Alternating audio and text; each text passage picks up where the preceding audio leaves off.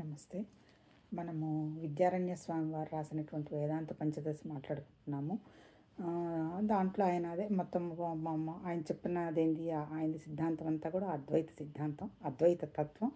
అద్వైతం అంటే ఆ ఒక్కటి తప్ప ఇంకొకటి లేదు అని చెప్తూ ప్రతిదీ డిస్కస్ చేస్తున్నారు. ఎంత డిస్కస్ చేస్తున్నారు అంటే దానికి ఒక చిన్న ఒక జర్మనీ శాస్త్రవేత్త చెప్పిన ఒక చిన్న మాట చెప్తాను. ఆయన చెప్తున్నాడు, ఈ భారతదేశంలో కానీ తనకి కానీ అద్భుతమైన విషయాలు ఏంటి అంటే రెండేట.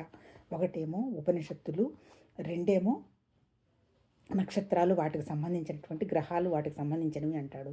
అంటే ఏంటి అంటే కొన్ని వేల సంవత్సరాల నాడు రాసినటువంటి ఉపనిషత్తులు అనేవి చాలా వండర్ అంటాడు. నిజమే. ఎందుకంటే పరమాత్మ అనే పదము లేదా భగవంతుడో లేకపోతే భగవతత్వమో ఇవన్నీ కూడా పాత పదాలు, ఇవన్నీ కొత్త పదాలు కాదు.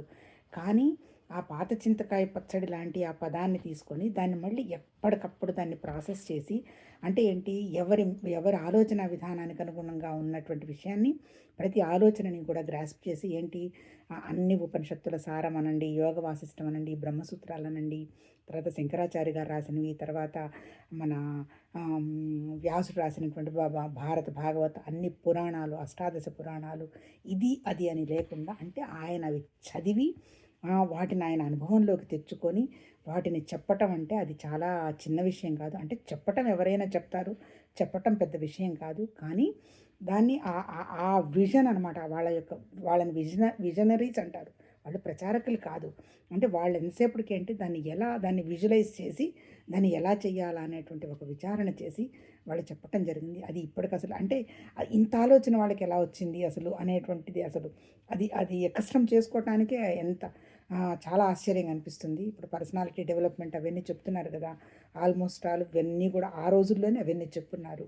నిన్న చెప్పిన దాంట్లో చెప్పారు కదా, ఆ దేవుడు ఉన్నాడు లేడు అవన్నీ తీసి పడేవయ్యా, నీ నెత్తిన భారం పెట్టుకోవాకు, ఆ భారం తీసేసేయి, నువ్వు చాలా లైట్గా ఉంటావు, దానివల్ల ఎటువంటి కాన్సిక్వెన్సెస్ నీకు అంటవు అన్నట్టు నిన్న చెప్తున్నాడు.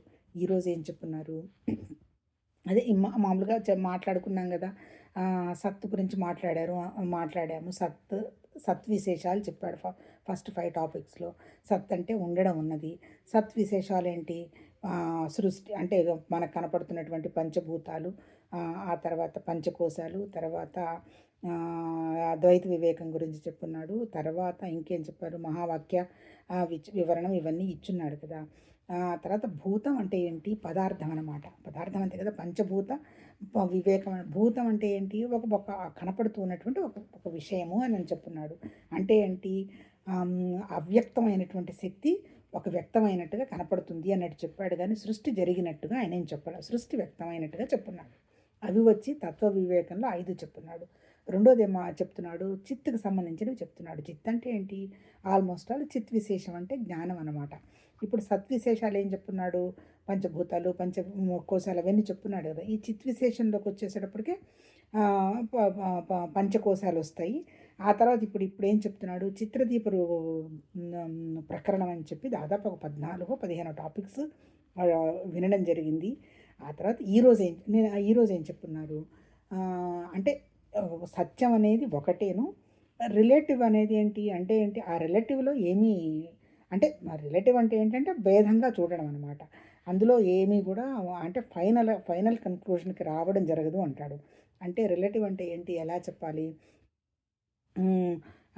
సపోజ్ ఇప్పుడు కర్మ జన్మ అని తీసుకుందాం అనుకోండి.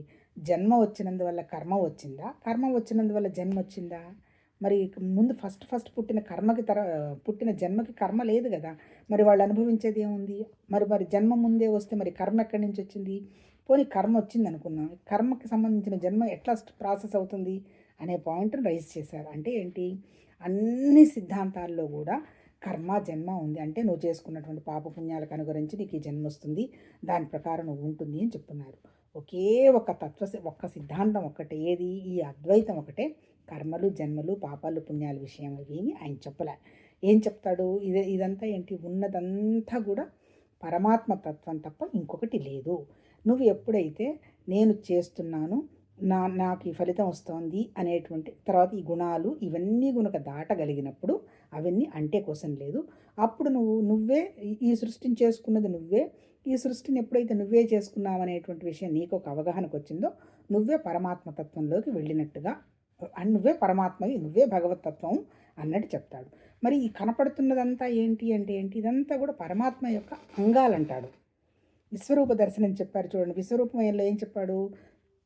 అశ్వత్థ వృక్షాన్ని నేనే, హిమాలయాలు నేనే, పక్షిని నేనే, అది నేనే, అన్నీ ఆల్మోస్ట్ ఆల్ అన్నీ నేనే అంటే అర్థం ఏంటి? అవంతా కూడా పరమాత్మతత్వంలో భాగమే అంటాడు. అట్లాగే పురుష సూక్తంలో కూడా అదే చెప్పున్నాడు.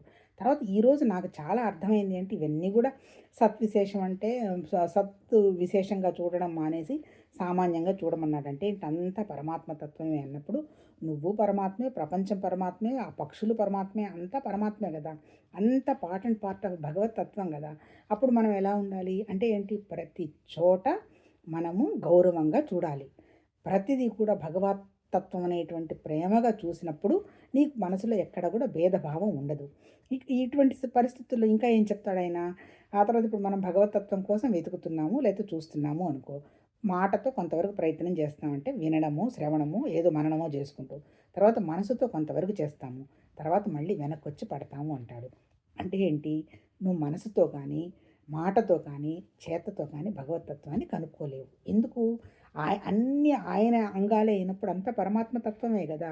ఎప్పుడు నువ్వు మరి దాన్ని ప్రాసెస్ చేయగలుగుతావు అంటే మనస్సు, మాట, చేత ఆగిపోవాలి అంటాడు. అంటే ఏంటి? ఒక ఒక ఏమీ సంకల్పం లేని ఒక నిర్వికల్పమైనటువంటి స్థితిలో ఉండి అంత పరమాత్మతత్వం అనేటువంటి స్థితిని నువ్వు చూడగలిగేటువంటి ఆ స్థితి ఉండగలగాలి అంటాడు. అంటే ఏంటి? దానికి ఏంటి ఆయన చెప్పింది? గౌరవం అన్నమాట. అంతా పరమాత్మతత్వం అనేటువంటి అన్నీ ఆయన అంగాలే అనమాట, డిఫరెంట్ లేదు. మరి అన్ని ఆయన అంగాలైనప్పుడు నేను కూడా ఆయన అంగమేగా, నేను సపరేట్ కాదు కదా. అందుకని ఇప్పుడు మరి వస్తున్నవి ఇవన్నీ ఏంటి అంటే ఏంటి అంటే ఈ బుద్ధిని అప్లై చేసి నాది నాది అనేటువంటి ప్రాసెస్లో చేసినప్పుడే వస్తుంది.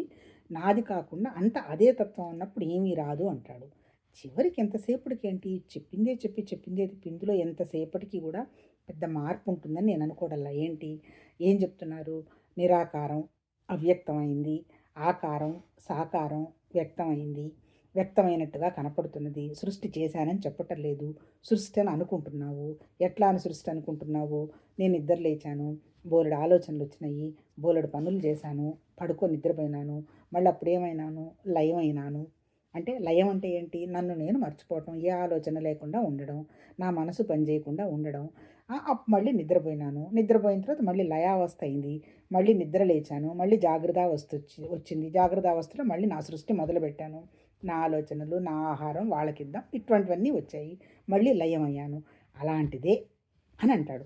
కాకపోతే ఇక్కడ ఏంటి, ఈ లయం అవ్వడము, బయటికి రావడం అది ఒక జ్ఞానం ద్వారా జరిగిందనుకో, అప్పుడు నువ్వు సాక్షిగా చూస్తావు. ఇప్పుడు అట్లా అనుకోం కదా మనం, అంత నాదే అనుకున్నాం అనుకో, అప్పుడు ఇంకా సాక్షితత్వం లేదు కదా, జీవత్వమే ఉంది. ఆ జీవత్వాన్ని ఆయన ఏమన్నాడు? మిథ్యాత్మ అన్నాడు. మిథ్యాత్మ అన్నాడు. ప్రపంచాన్ని ఎట్లా ప్రపంచం ఏంటి? గౌడాత్మ అన్నాడు. మళ్ళీ ప్రపంచం ఎవరి సృష్టి? ప్రపంచం కూడా పరమాత్మ సృష్టే కదా. అణువణువు పరమాత్మ ఉన్నప్పుడు ప్రపంచంలో ఉండడా? అంతా ఉన్నాడు కదా. లేని లేని స్థలమే లేదు కదా. అందుకని ఇప్పుడు మనం ఏంటి, ఈ మిథ్యాత్మ అంటే ఏంటి, లిమిటెడ్ ఏరియాలో ఉన్నామన్నమాట. తర్వాత ఇంకొకటి నాకు ఎక్కడ కనెక్ట్ అయిందంటే వండర్ఫుల్గా అయిపోయింది. ఇప్పుడేంటి, అంతా జ్ఞానం అంతా జ్ఞానం అద్వైతం అంటున్నాడు కదా, మరి మిగిలిన వాటన్నిటికీ ఏం విలువ లేదా అంటాడు. ఎవరు చెప్పారయ్యా విలువ లేదని? అంత భగవతత్వంలోనే భాగమైనప్పుడు ఇప్పుడు విగ్రహం పని పూజ చేస్తున్నాము, మరి నాకేమి రాదా అని అడుగుతాడు. ఎందుకు రాదు? వస్తుంది. కాకపోతే ఏంటి, నువ్వు విగ్రహాన్ని భగవతత్వం అని చేసుకోగలిగినప్పుడు నీకు అంతకు సంబంధించినటువంటి జ్ఞానాన్ని పొందగలుగుతావు. ఇది కాదు అని లిమిటెడ్గా చేసుకోగలిగినప్పుడు లిమిటెడే వస్తుంది. అంటే దానికి ఒక ఉదాహరణగా ఏం చెప్తాడు అంటే, నువ్వు భగవతత్వాన్ని ఒక గ్లాస్ పట్టుకొని పోతావు, గ్లాసులోనే పోసుకొని తెచ్చుకుంటావు, గిన్నె పట్టుకొని వెళ్తావు, గిన్నెలోనే పోసుకొని తెచ్చుకుంటావు. అంటే ఏంటి, సామెత ఏదో ఉంది కదా, చేసుకున్న వాళ్ళకి చేసుకున్నంత మహదేవా అని. అంటే నువ్వు ఎంత పుచ్చుకొని పోతే అదే తెచ్చుకొని వస్తావు, ఏం చూడటానికి పోతే అదే చూసుకొని వస్తావు. ఇప్పుడు మనం ఏంటి, మోక్షం అంటే ఏంటి అంటే ప్రపంచాన్ని పరమాత్మతత్వంగా చూడడం మొదలుపెట్టిన తర్వాత అప్పుడు నువ్వు లిమిటెడ్ ఏరియాలో నుంచి బయటపడిపోతావు కదా. ఇప్పుడు తిరుపతికి వెళ్ళి నాకు అది కావాలి ఇది కావాలని అడగవు కదా.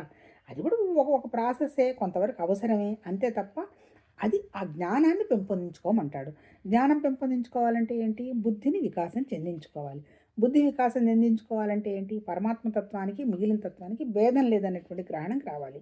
ఎప్పుడైతే భేదం లేదనేటువంటిది వస్తుందో అప్పుడు మనసు మాట అవన్నీ కూడా పరమాత్మ తత్వంతో లింక్ అవుతాయి. ఇప్పుడు మీరు ఒక్కసారి అనుభవంలోకి తెచ్చుకొని కళ్ళు మూసుకొని లోపల ఎప్పుడు ఆలోచన చేసుకుంటూ ఉంటాంగా నిద్ర లేచిన తర్వాత. ఈ ఆలోచనతో పాటు మనసు మాట్లాడుకుంటూనే ఉంటాం. ఆ మాట్లాడుకుంటున్నది కూడా అది మనం గ్రహించుకోవాలనమాట. అంటే ఏంటి, లోపల జరుగుతున్నటువంటి మనసు మాట ఆపేసేసి ఒక రకమైనటువంటి నిశ్చల స్థితిలో ఉంటూ తర్వాత పని చేయొద్దంటల్లా. ఏ పని జరుగుతున్నప్పుడు ఆ పనిలో ఫోకస్ పెట్టినప్పుడు అది ఆ పని అయిపోతూ ఉంటుందన్నమాట. అంటే ఇంత చెప్పిందేంది, ఆ ఉన్న తత్వం తప్ప ఇంకొకటి ఏమీ లేదు. దాని ముందు శ్రవణం, మననంతోటి దాన్ని చక్కగా అర్థం చేసుకొని, దాన్ని కాంటెంప్లేట్ చేసి లోతుగా విచారణ చేసుకున్న తర్వాత అప్పుడు దాన్ని నిధిధ్యాసలోకి వెళతావు. ఆ నిధిధ్యాసలోకి వెళ్ళిన తర్వాత అదే సాక్షాత్కారం అనుభవం వస్తుంది. ఏం అనుభవం వస్తుంది? ఉన్నదంతా ఒకటే అనేటువంటి అవగాహన నీకు తెలుస్తుంది అని చెప్పి ఈరోజు ముగించారు. అందుకని రేపేం చెప్తారో చూద్దాం. నమస్తే.